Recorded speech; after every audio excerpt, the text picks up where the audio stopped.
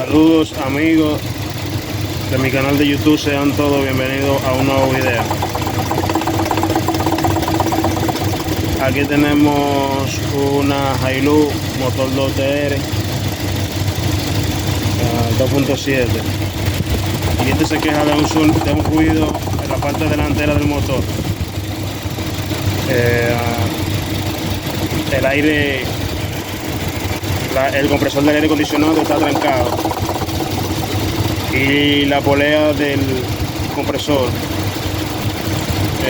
no sirve.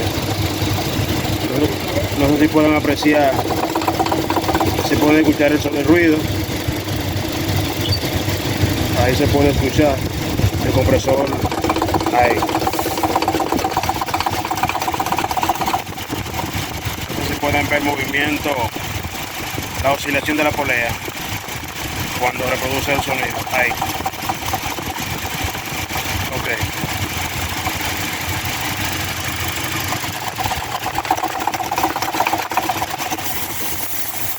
Bueno, ya sabemos que el compresor está trancado. El siguiente paso es cambiar el compresor, cambiar el condensador y hacer la limpieza del sistema.